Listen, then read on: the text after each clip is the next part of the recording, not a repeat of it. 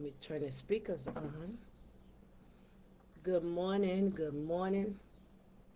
This is Saturday morning with Dr. Mama Rosie Thompson, and today is June 22nd, 2024.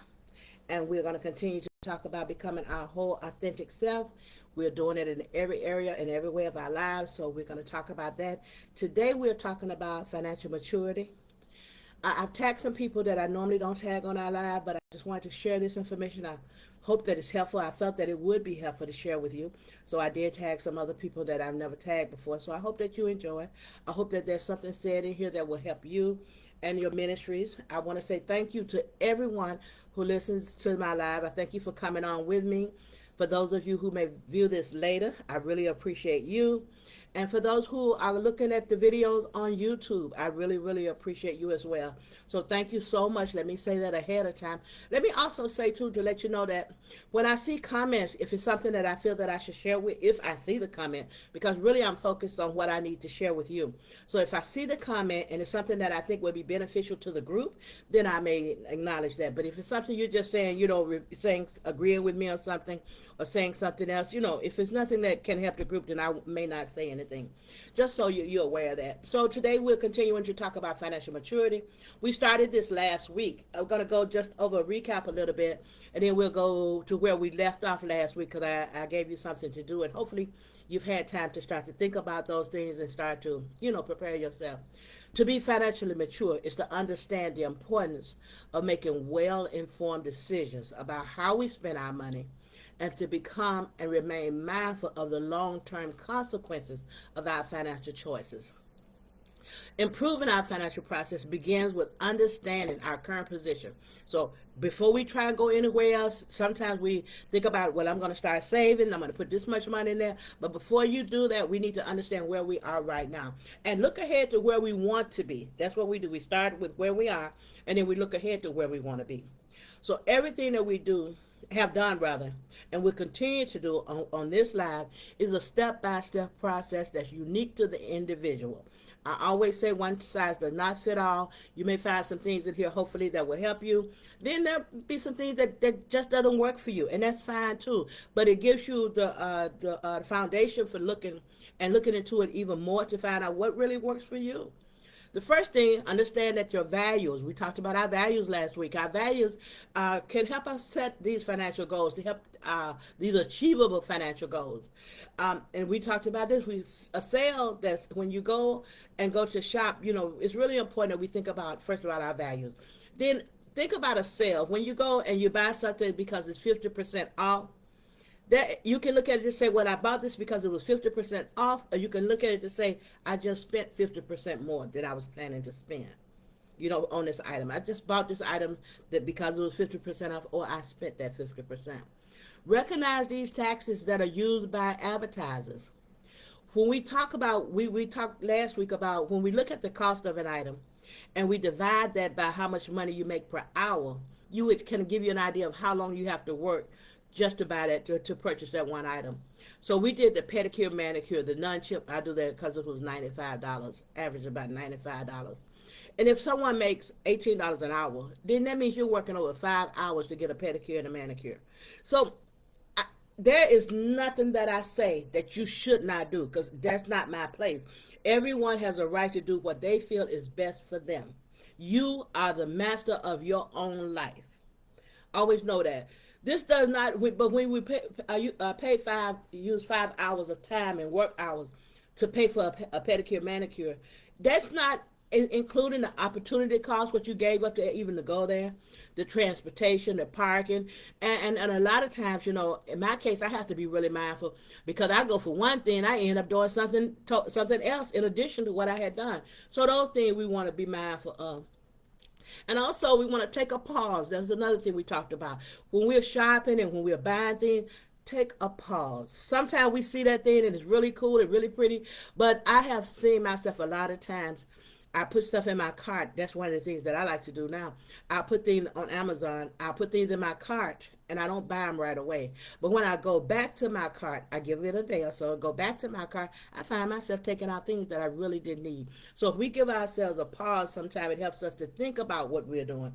And if you just say it like in the grocery store, and you go to the grocery store and you looking at something that you didn't actually come to buy, and you look at it and you think you want it, if you put it at the bottom of your grocery list and decide, well, I'll come back and look at that again, you may not even buy it. Just pay attention to the things that you're doing. Like I say, it's on an individual basis. Pay attention to what you're doing. When we left off last, we were looking into our income and our expenses. That's where we got to start there. We need to find out where your income is going before you decide how you're going to save, if that's your goal. So first thing, most people have only a general idea of their expenses and their spending. I have, and I didn't bring it out today, but I have this really thick book, and I think I said it last week. I'm not positive, but I think that book that I'm using now goes back to 2012. When I write down every bill I pay, I know what I gave. I try to keep up with what I'm doing because I have things in these categories. Well, we'll talk about that later because you may not want to do categories right away, but I know what I'm saving. I have such amount of money that I plan to spend for entertainment, a such amount of money that I'm planning to do that. And it helps me to manage my money. I remember the way that I started was I used to have money and I'd be looking through my purse trying to find out, didn't I have another $5 bill? Didn't I have another $10 bill? And it came to me as a Christian, I'm a Christian, and it came to me that I'm supposed to be a good steward over everything that God give me. And I was saying to myself, you're praying for your finances, and you don't even know what you did with the other finances that He gave you. And so it got me on the road to making sure that I start to track everything. It's really important. If you even in therapy, I think we talked about this too. In therapy, if you can't afford it, don't go to therapy. If you would just write down what happened, how you feel about what happened, what your life would be like if that thing had not happened, it can help you. Sometimes you need to just look at it and it'll help you. So last week we left when we were talking about logging everything you spend for 2 weeks or a month. That would be a good idea. Even 1 week, it can be eye-opening. Know how much you're spending on your coffee breaks, on your lunch, on your random purchases like movies, computer gadgets, whatever you buy, groceries, cell phone bills. And these, if you do that, it'll help you reveal places where you can save, where you can save. Once you know your income and expenses, then you can look for ways to save. You can start to look. But before you know your income, it's kind of hard to start to save. Because when I first started trying to save, I would put my money in savings. Too much, more than I should have put in. I would put my money in savings, and then I'd go back before the month is out, I would take it out. And I want to credit Pastor Woody with that at Outreach Community Church. He was the one, because by me being a Christian woman and a tither, I was given 10% of my income. And he was talking about it one day, and he said, why are you giving your 10%? Give yourself 10%. And then when so for me, I start to do that off the top. I always pay my tithes, and I always put my savings off the top. But before you do that, first see where your money is. First look at where you are before you start to make any changes. Now the question came up this week. What about if my expenses outweigh my income? If your expenses outweigh your income, you have to fix that. You have to start by figuring out, first of all, what's the source of the problem.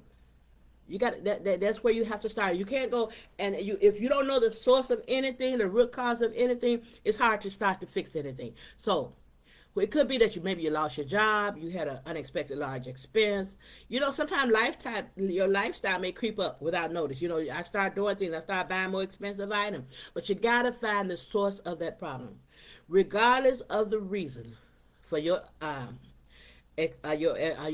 regardless of the reason for your expenses outweighing your income.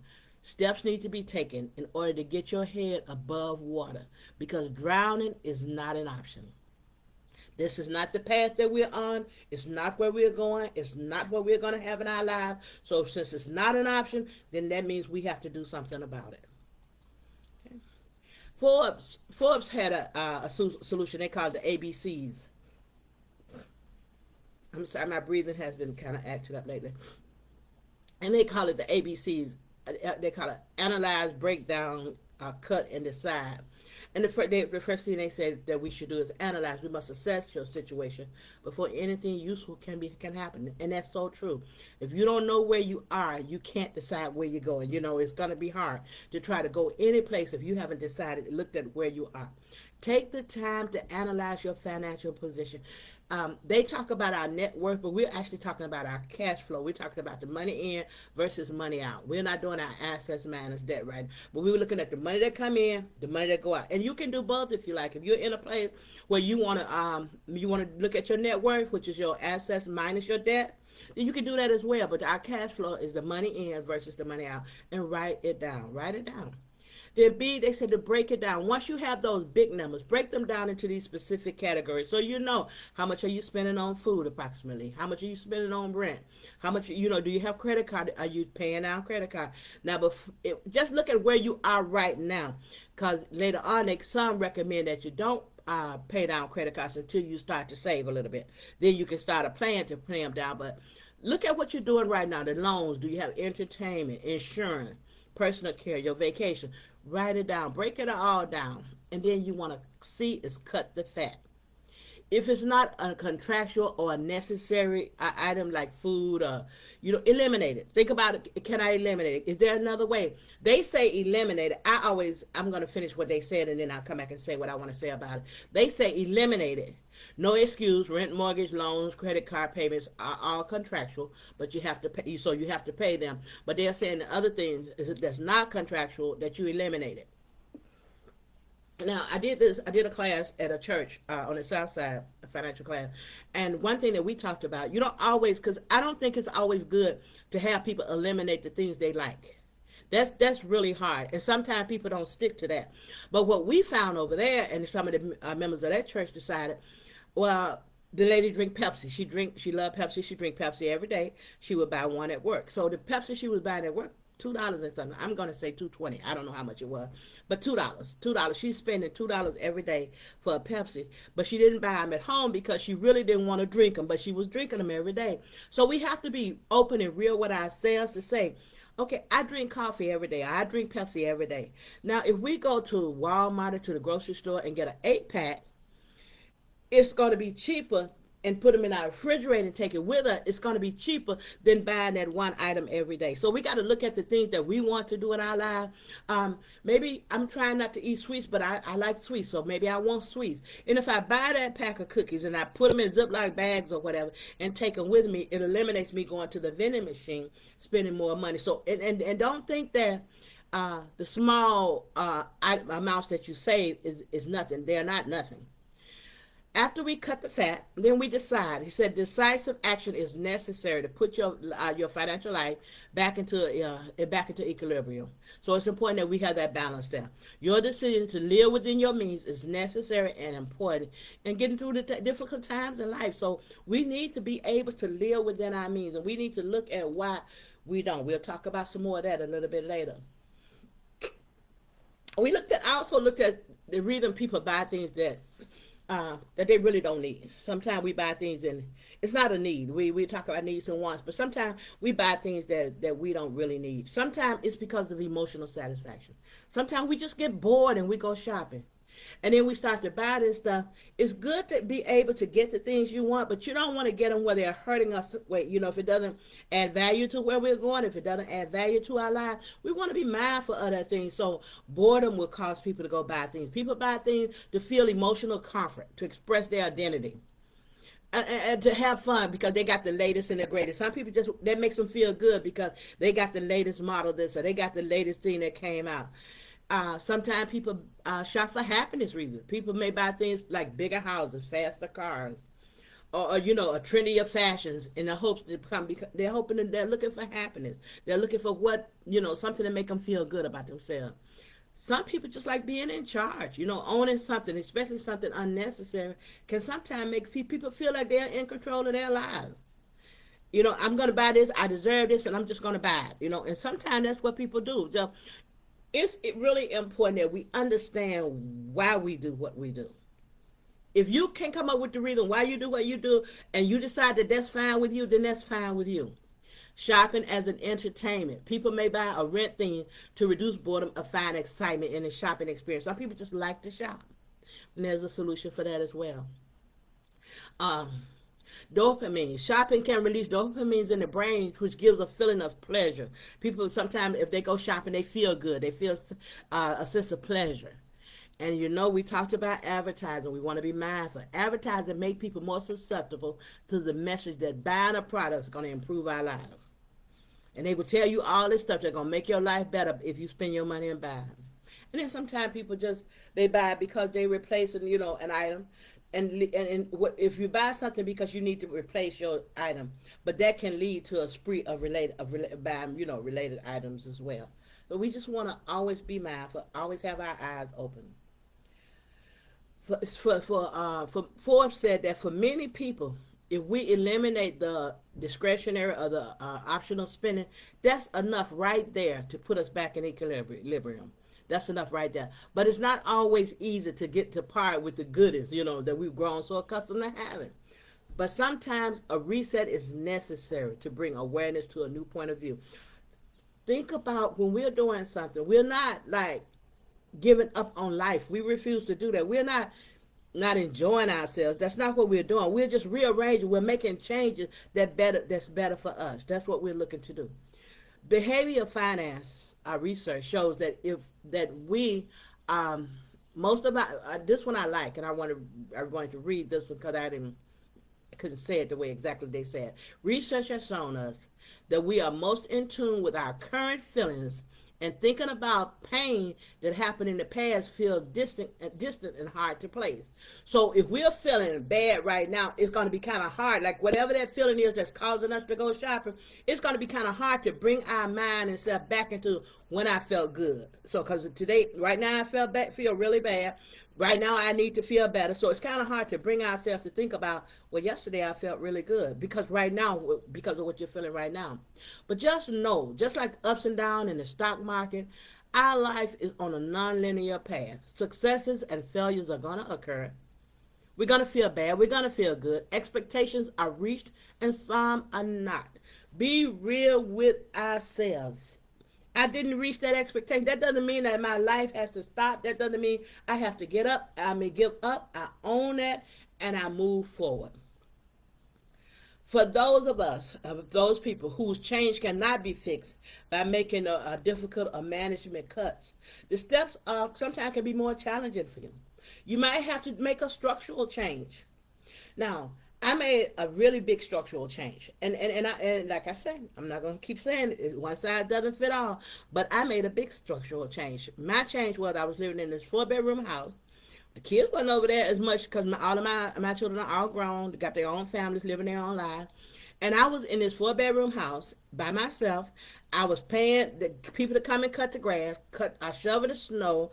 I was paying for this thing to be fixed. I was paying for that thing to be fixed. I'm uncomfortable having these people come to my house and do work, but I got them coming to my house. So there was a lot going on with me that I wasn't totally happy with. So when I made that structural change to sell that house and to move in a 1-bedroom condominium, somebody and that's another thing too. Friends said to me, at our age, we shouldn't be doing that. I don't know where they get that from. I don't know what book that's in. But if it is in a book, it doesn't apply to me. You decide what applies to you. Making changes in my life, I don't care how old I get, I can make any changes in my life that I deem beneficial for me. And you can too. So sometimes sell the house. You may want to sell that house. If you finding yourself, you getting deeper in a hole, you're trying to pay this bill, you're trying to do this, you're trying to keep up with that house, it may be a good thing to try to sell that house and move to somewhere that's maybe less expensive or whatever. So now, and a lot of things happen sometimes. It's not only that I sold the house and I moved to a place that's smaller and it fits me. A lot of things happen. So if the grandkids or when the grandkids come over now, I know where I can see them all. We can do things together. They're not in the room. Sometimes they would be in those bedrooms and on the phone, and I didn't get to see them. Now I fry chicken or cut up a chicken, and they see the whole chicken. Little things. I had a niece once that came over, and I was frying fish, and I cut up the fish, and she said, "Auntie, that's a real fish." And I had to tell her so she would eat it because she didn't want to eat that real fish. And I told her, I said, honey, that's the kind that Hannah, at the time it was Hannah Montana. I said, yeah, that's the kind Hannah Montana eat. And she ate the fish and she liked it. But sometimes because they see things in a way that they don't get to see them all the time, and I want that in my life. I'm one that cook from scratch because I want my grandbabies to see it. I want my grandbabies to do it. I had them make homemade cornbread pizza, and one of my little grandsons was like, "Grandma, don't I know how to make pizza?" I want them to have that, and I want to give credit too to Bishop Simon Gordon at Tristone Church. He said one time that we should always do something memorable, something that has never been done before. We should always look for ways to do something someplace in somebody's life that they will remember. So those things. So we sometimes may have to make that structural change, and it's up to you if if you feel that this is something you do. You can also contact your creditors and explain the situation. If you're living above your, I don't want to say above your means, but if your expense is higher than your income, then you can talk to your creditors and see and request that they work with you to repair the current problem. They can work with you. A lot of them will work with you. I had a young lady in one of my talks, and she owned her own home, but she went to the mortgage company and they reduced her mortgage payment. So whatever you need to do in any event, know that your preferred income, know what you prefer. Monitor your progress and make decisions based on reasonable expectations and hard work to move yourself forward one step at a time. Know that each inch forward moves you in the right direction. Like it doesn't have to be something big, but each inch forward moves you in the right direction. Okay, good morning. We have Willie and Vicky Taylor. Thank you so much for joining this morning.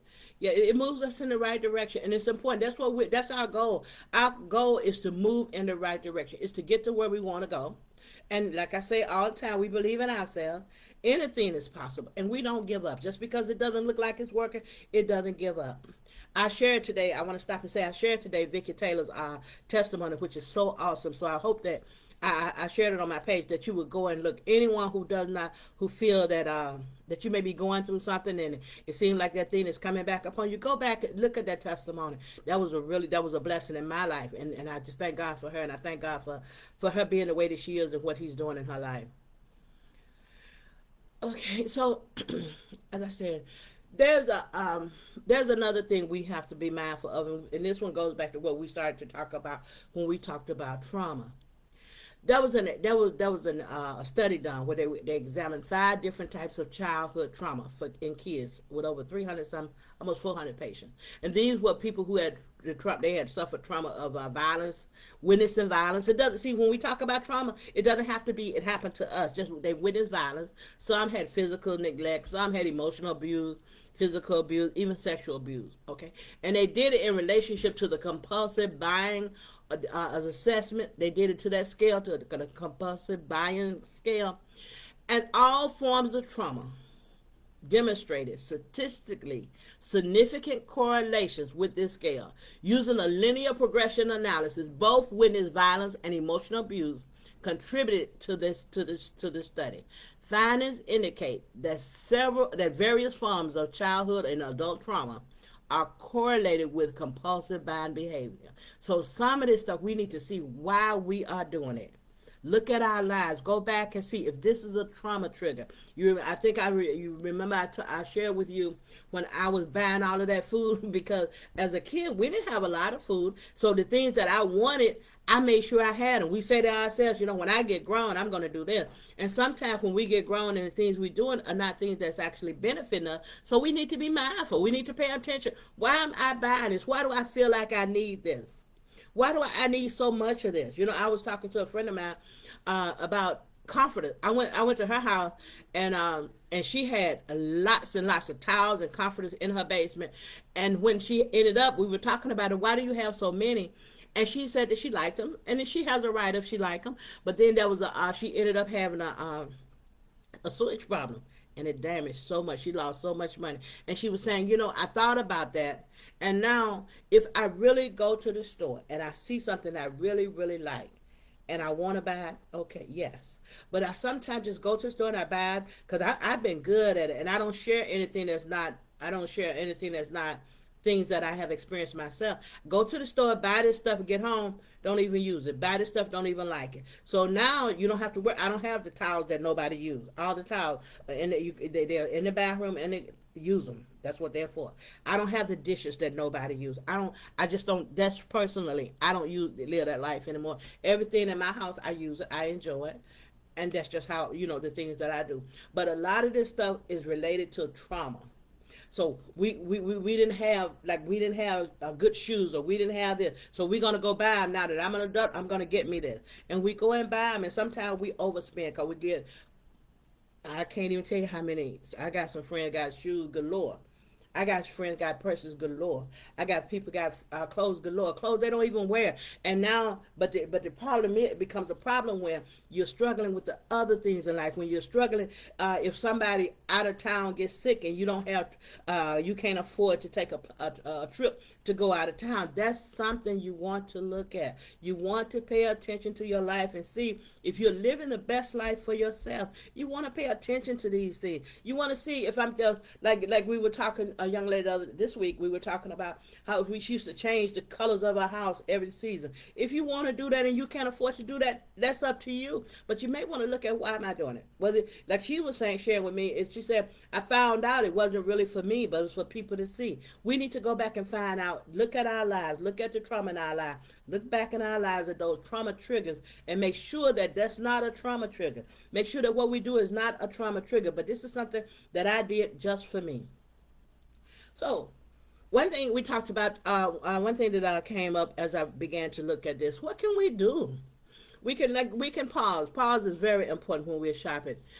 We can downsize some of these purchases. Just because we went to Sam's Club and they had a 20 pack of tuna on, and it looked like a better price, and we don't eat tuna, you may not want to buy it. You may not want to buy it, and you want to always look at the expiration date. You don't want to have stuff in your house that's expiring, like I had when COVID came about. Want to downsize. If it's something that you're going to use and you want to buy in bulk, fine. Also, you may want to look at, if you're having a problem with your bills, you may want to look at not buying that gas guzzling SUV. You may want to look at a different, an economical car, something about something different. Or maybe even to take your lunch to work a couple of days a week. If you take your lunch to work just a few days a week, you can save about $5 a day. And think about that kind of stuff. About, maybe even taking public transportation twice a week, if that's an option for you. There are things that we can do that will help us to, when we look at our finances, we look at our income, we look at our expenses, and we don't, and the gap is too close, that there are things that we can do to help us to, to get to a better place. We want to pay our bills on time, want to manage our checking account wisely. When I first, I think when I first came here and I opened my account at where I was working, they had in the back of our checkbooks these journals, these little registers, and we would, you could write down what you spend. That's always important. That is such an important and a great tool to use. We need to know where our money. It doesn't we also want to make sure that we're paying our stuff on time. It not only does not paying it hurt our credit rating, but paying these late fees. They can quickly amount to sizable incomes of money. Bouncing a check or overdrawing your account with a credit card is going to give you some more fees. You're paying high interest rates. Nationally, millions of consumers monthly pay millions of dollars in fees because of their overdrawing. Manage your credit account. Manage your money wisely to avoid these unnecessary drains on your account. Want to pay attention to it. If you know that the funds are not, and don't take that chance thinking that the money going to be in the bank by the time the check hit, because sometimes you write a check and they turn it over to ACH, automatic clearinghouse, and they can debit your account right away for that check, and you sitting there thinking that check got to get to them, and no, it doesn't work that way anymore. There's a lot of things that we can do to manage our money to make sure that what we're spending is what we should be spending, and we don't want to do that. We don't want to pay our bills with our credit cards because that's incurring a lot of interest rate. We also want to be a disciplined shopper. We want to be disciplined when we go shopping. We can support our goal by becoming a disciplined shopper. For example, we make a grocery list before heading to the supermarket. Start your grocery list on what you really need to buy, and this will help you with your compulsive spending. They show, it'll show, you'll begin to see it. Don't treat shopping as an entertainment. When you go to the store, you don't go to the mall just for fun shopping. Because if you do, most of the time it leads to unplanned purchases. The best choice is to shop only when you have something that you need to buy. If you can't resist, if you just simply can't resist shopping for fun, take an amount of money of cash as we began to break down where our money is going. If you have money that you're spending for luxury, whatever you want to call that money, take some of that money with you and leave your cards, your debit credit card at home. That way when you get to the store, if you see that other item that you just like and it's not a necessity, you didn't bring money to buy it. So that will help you not to buy things that you don't want to buy. One thing they suggest is that some people say that you go ahead and start paying off the credit card, but when you're trying to get to that place where you can see the difference, have more money than you're actually spending, you may want to wait for that. That'll be up to you. When you are ready, and the one thing that you can do, the National Debt Relief, it's called National Debt Relief, can give you debt free, can help you be debt free in 24 to 48 months. And if they don't charge you, and if you have more than $10,000 worth of bills, they will help you. And there is no fee until the debt is resolved. So if you do talk to the National Debt Relief, you need to find out what's the fee after the debt is resolved, because they specifically say there won't be any fees until the debt is resolved. So, and another, when you're doing things, pay attention to those words. Pay attention to everything. Because if you don't pay attention, you're thinking that there is no fee at all, and they help you pay off your debt, and then they come back and tell you owe them, and you wasn't prepared for this because you didn't know. Pay attention. We have to read those small print. We have to take the time to know what we're doing. We have to take the time, to manage everything about us. Sometimes we buy things because we want them. We just want them. If we see it, we want it, we buy it. We don't even go to research to see if it's a good idea. We want it, we buy it. We got to we should start to think about our needs versus our wants. Needs. So how do you decide if it's a need, if a need and a want is more of a desire? When you just something I desire to have. Ask yourself, what's going to happen if I don't buy this? Do I need it? Do I really need this? Sometimes it's even, do I really like this? Because I've gone to the store and bought clothes, and I like them in the store and get them home, and I don't even like them anymore. So make sure that you know if this is something that you really want, something that you really need, and what's going to happen if I don't buy it? Is this going to hurt anything if I don't buy this? How's it going to affect me? Think about those things, when you get ready to shop. Another thing that we can do, and we all have something, is we can tap into our talents. So some people, for me, we used to when I had the kids at home, and I needed to have a bigger income, we started to do hair in our house. So we used to do hair, and there's good money in doing hair if you know how to do it. That we did hair. There's so many things that people can do. A lot of people have home-based businesses now. There's a lady, Lady Hope. She makes these oils and she sells them. She does pedicure in her home. So there's a lot of things that we can do at home. There are surveys that you can take. Then they pay you just to have your opinion. We need to look into everything that you are qualified for, such as do your research on car insurances. If you have a good driving record, you may be able to pay less on your car insurance. If you're a senior, there's a lot of senior perks available, but we have to take the time to look for those things, and see if there's anything that I can do that would help my income. Make sure we're paying attention to those things. Look for those things. Okay, there's a comment. Okay, from there's a couple. Willie said, I'm more relaxed about my plans since starting my lawn care service. It's been so hot that clients didn't want me to work. Since then, we're getting so much rain, my plans didn't fail. I bought a lawn tractor and we trim, but I am at peace. Okay, good for you, Will. Good for you. There is nothing I need. Amen. So you don't give up. Always know that whatever your talents are, you see, that was, he said, he started his lawn care business. You can decide what you can do. He said, I remember when, I'm sorry, this is my brother's. He said, I remember when we were looking at Christmas catalog and marked out what we wanted for Christmas. So when I got grown, I went to New York, 34th Street, Macy's, And he said, wait, I'm sorry, I got to scroll down to see what else he said. He said he went to New York, and he said, you're right. Something I wanted to do as a child. When it, as a lot of this stuff is based on what we didn't do and what we wanted to do as a kid. You know, things that in our life that we didn't have. Reason and our expectations have to be reasonable, Vicky. They have to be reasonable. We don't want to set expectations that's way up there, and then we don't do anything, and we don't give up just because it didn't work. That doesn't mean it can't work. So we would definitely want to be mindful. We want to do those things that's going to benefit us. We want to do those things that's going to help to make us better. Another thing we always say, I always say, because that was one of the biggest things I learned in school. When we make decisions, like that house that I sold, it was a beautiful house, really pretty. I loved the house, but it was to make that decision based on me loving that house, based on what used to be in that house. It's called sunk cost. I make the decision for my life that's best for me today and going forward.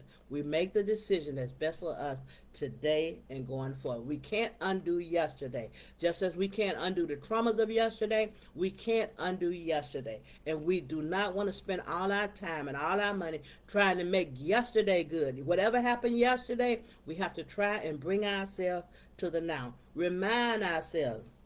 My mom used to talk, and I said, Mom, are you talking to yourself? And she would say, baby, yeah, who else can I trust? And now I do it. I have these conversations with myself all the time because of the trauma triggers and the things that have happened in my life. I have to go back and see, is that something you really want? Is that something you really want to do? What's going to happen if you don't do it? What would your life be like without it? And I make those decisions based on what's best for me. And each one of us individually, I encourage you to make the decision that's best for you. If we do these things, we're going to be financially mature. We want to be mature in everything we do. Everything we do.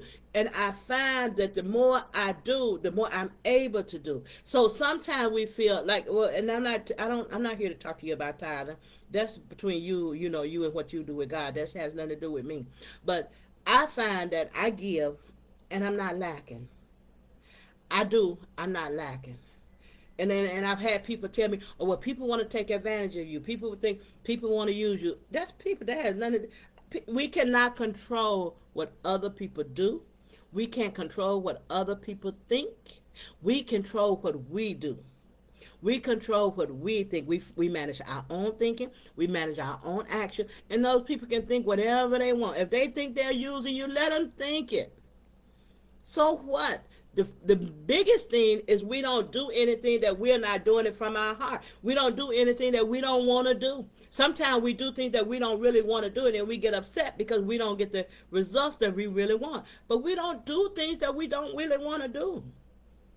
If I want to give, it's okay if you don't give it back. That's up to you. I wouldn't give it to you if I did, in any other way. I don't give outside of things that I shouldn't do. I try not to do those things anymore. We want today, first of all, I always thank you so much for joining. I really appreciate you all for joining. All of you who joined with us live, those who will come and view this video later, thank you. For those who are watching on YouTube, I really, really appreciate you as well. Today we want to stay focused on our financial goals. Make notes in your spending journal. I call it my spending journal. It's really a notebook, big thick notebook. But make your notes in your spending journal.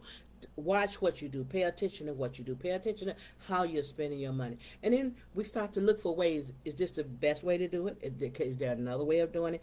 Like I said, because I'm one of those people, if I buy pop and put them in the refrigerator, I don't drink pop. I may drink maybe one a month or something. Maybe not even one a month. But if I don't have a pop, oh my goodness, I really want a pop. And it's just a trauma trigger. That's because of when I used to want that Orange Crush when I was a kid, and I couldn't get it. And now I make sure I got an Orange Crush. But it seemed crazy. And people think that some of the stuff that we go through because of our past and the traumas in our life, that we should just get over it. They don't decide how we get over it. They don't decide how we deal with it. Whatever happened to you, whatever trauma is affecting your life is your life. It doesn't matter if 97 other people did it that way. If it doesn't work for you, it does not work for you. We be mindful of that. Think about why you're purchasing these items. Is it a need? Is it a want? Is it a trauma trigger? pay attention. We want to pay attention to the things that's affecting our lives. We want to pay attention to the things that we're doing. So we want to be financially mature, and we want to be mature in everything we do. Everything we do. That's our goal. That's what our plans are. Good morning, Sandra. Thank you. Chris, thank you for joining. Thank you so much, my daughter. Anyway, yeah, we want to always be mindful of what we're doing. Pay attention to ourselves. I really appreciate you again for coming on with me today. Our affirmations for today. We honor ourselves by being authentic. We're going to be authentic with ourselves. We are exactly who and what we claim to be. And we're going to be there with ourselves. We are financially mature, and we're doing that. We're becoming that way and being that way because we're paying attention to our finances. We're deciding what we're going to do and how we manage our finances. We are deciding, and we are a safe place for ourselves. It doesn't matter anything else happened. We are always going to be a safe place for ourselves. I look forward to seeing you guys next Saturday at 8 a.m. I thank you so much for your time. I encourage you to write in your spinning journal. If you have any questions, let me know. If you have any comments, let me know. Anything you think we need to look at, let me know. I do have a lot of information because I am one of the FDIC smart money presenters. So I present these classes on smart money, and so I have a lot of information. So if there's anything I can help with, it we need to look at scams, whatever we need to look at, I have information in that we can do that as well. How do you do your credit report, how to read it, anything like that. Just let me know if that's something that we need to look at, and I will definitely bring the information to you. Thank you so much for everything. Thank you all for joining, and you all have a really great day, and I will see you Saturday. Goodbye.